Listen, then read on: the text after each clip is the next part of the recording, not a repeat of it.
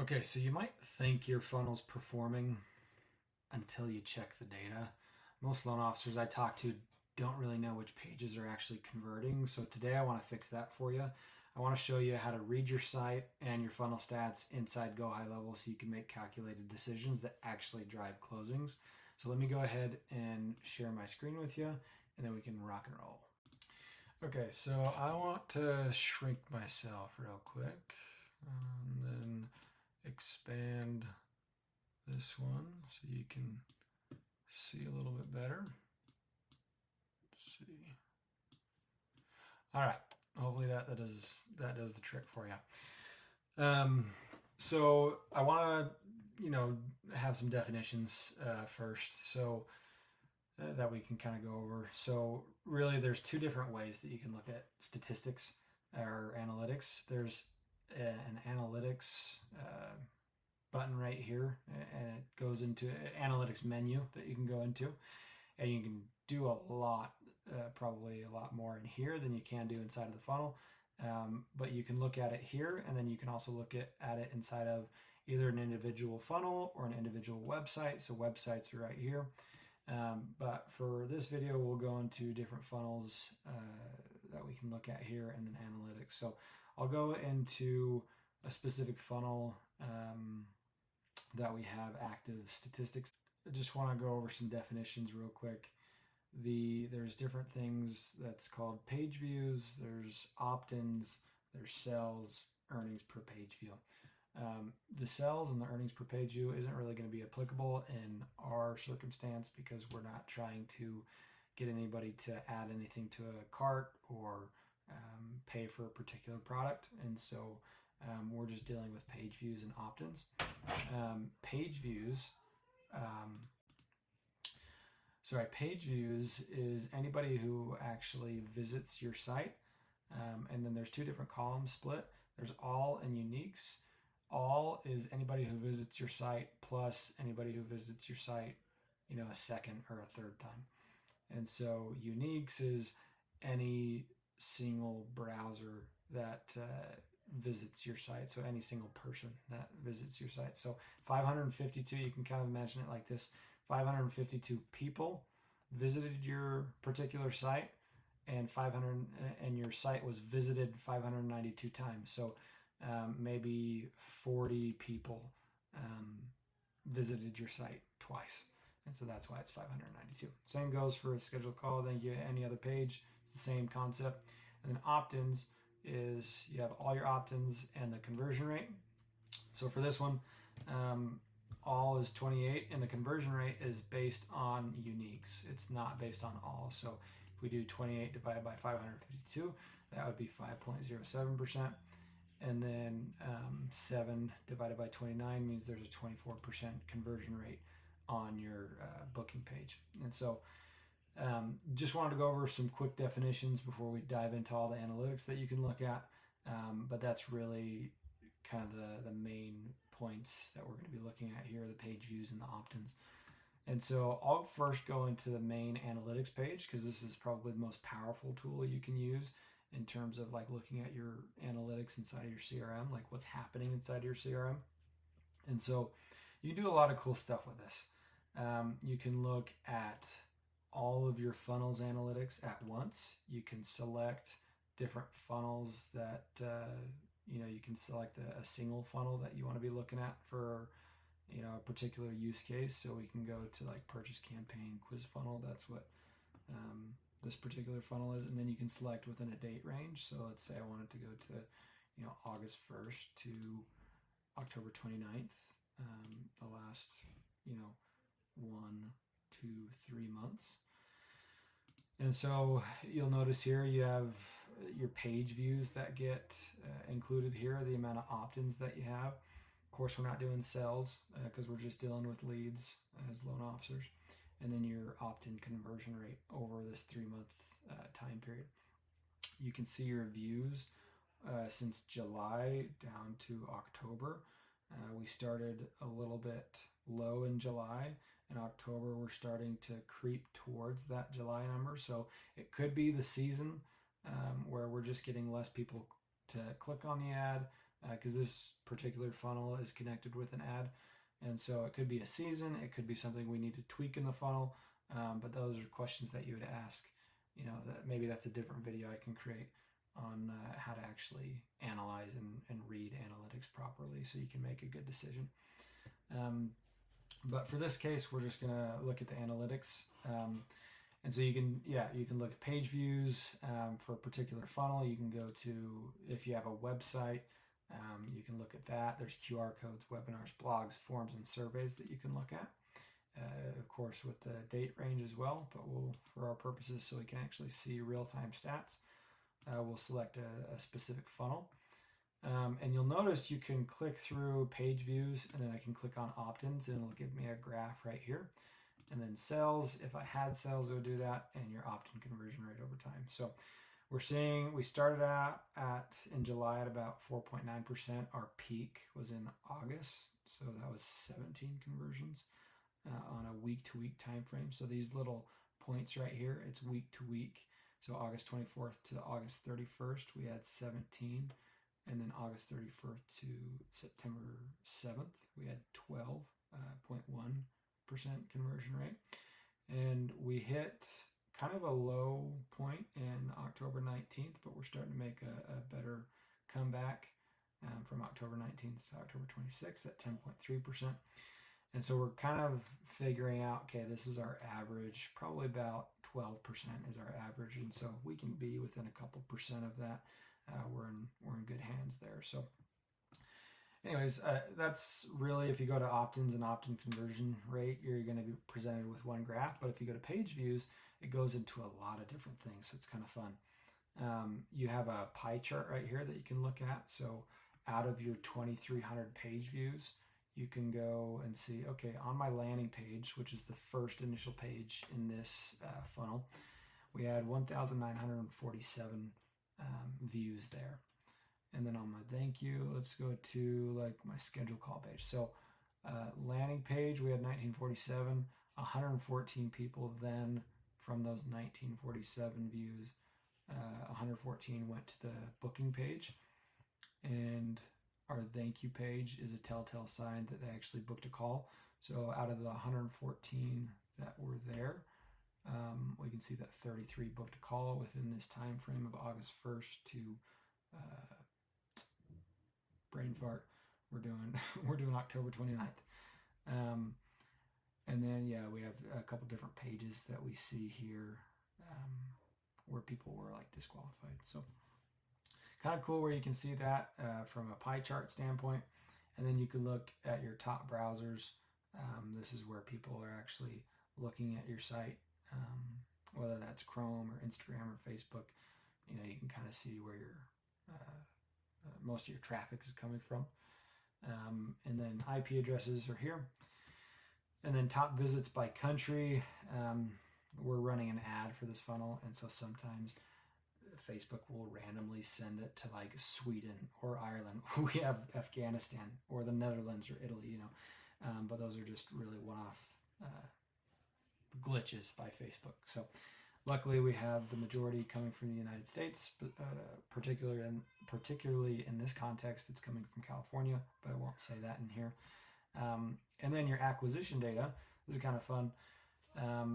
Your users that are coming from a particular channel is on the x-axis, and on the y-axis you have the particular dates. And so for July, so this would have been the previous week, so let's just go to August 3rd, from July 27th to August 3rd. Unfortunately, it didn't register the particular traffic channel, whether it's social media, direct traffic, or like a referral source. Really quick definitions on that. Social media is, Facebook, Instagram, TikTok, those things. Direct traffic is when somebody specifically looks up your site inside of the browser. So if I, type in docs.google.com, then that will pull up that's technically direct traffic to the docs.google.com site. So, and then referral traffic is if there's an external domain. So like if Housing Wire was, referencing us in maybe a blog that they posted, if we had any traffic from that. In this loan officer's case, this probably wouldn't be from Housing Wire. That's more like our marketing agency. If they were maybe an affiliate for us, then that's how that would work. So anything that's referred would show up there in this color. And then other or unknown, unfortunately, that's the majority of this, so it didn't really register with the system. But that's kind of our acquisition data there. You can also look at the source, which is Facebook, direct, unknown, and Instagram.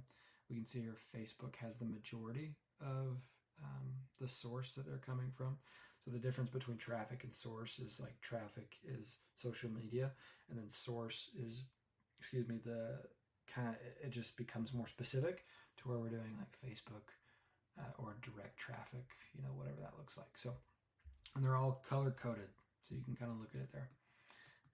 If I had a video on the funnel and the video was hosted within the CRM, so usually what we'll do is if our clients record a video, we'll upload it to our personal Vimeo account, and then we can track stats through there. But if it's hosted within the CRM and you just put the video there, then you'll be able to, if you have tracking turned on, you can track like the average time spent in the video, the drop-off spike, video plays, video pauses, completion. You can see the video engagement, how much they've watched, stuff like that. So kind of fun. I just want to show you real quick, if you want to host a video on a particular funnel, let's just go to, HELOC purchase. Why not?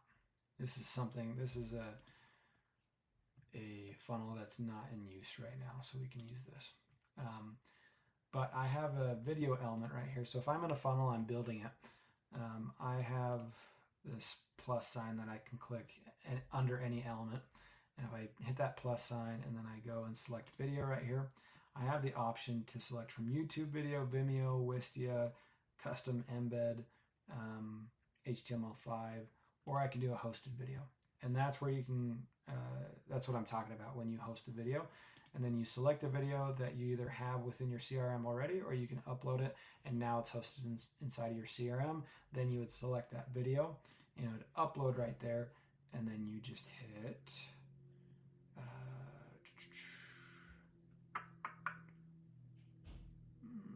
pretty sure there's like a make sure you track video button. Let me pause the video and I'll make sure there's a... Okay, so really the only thing, I found some documentation on this.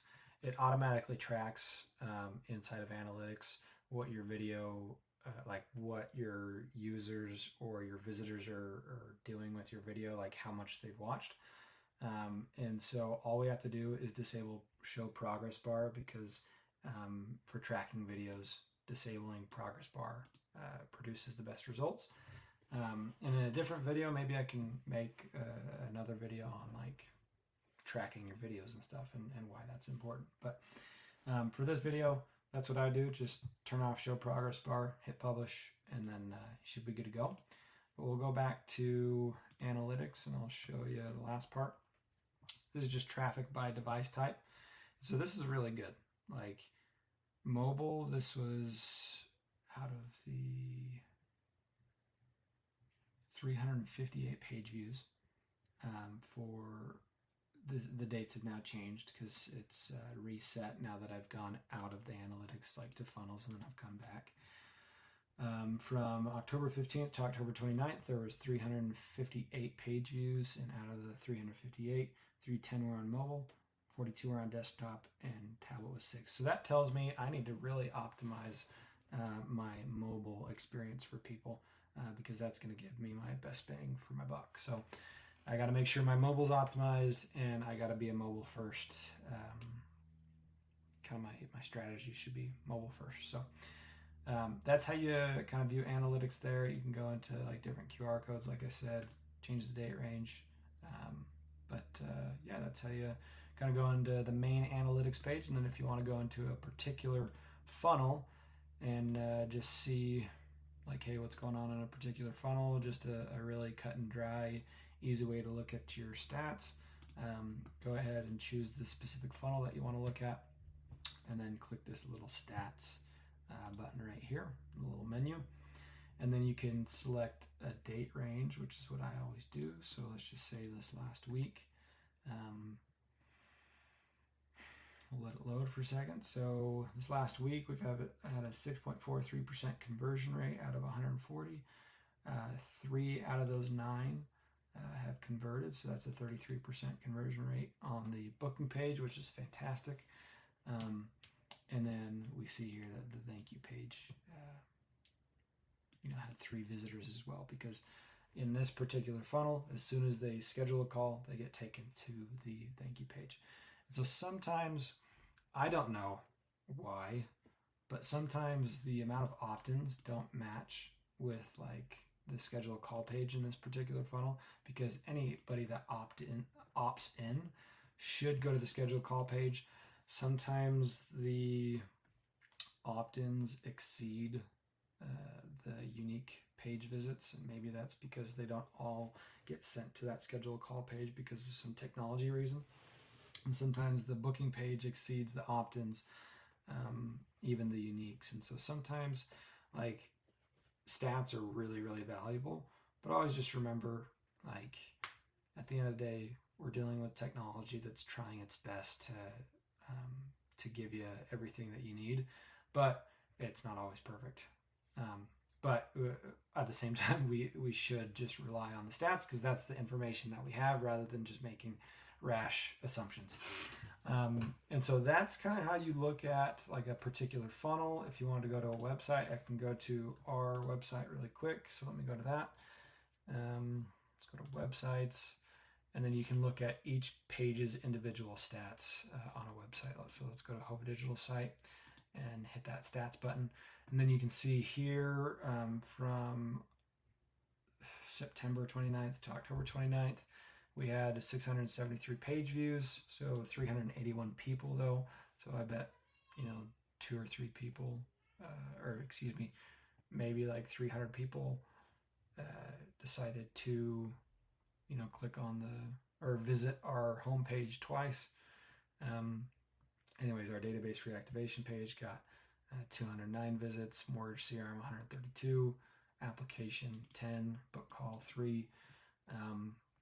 So yeah, there's a lot of good stats here, and like for us, I'm seeing 209 people visited database reactivation and 2 opted in.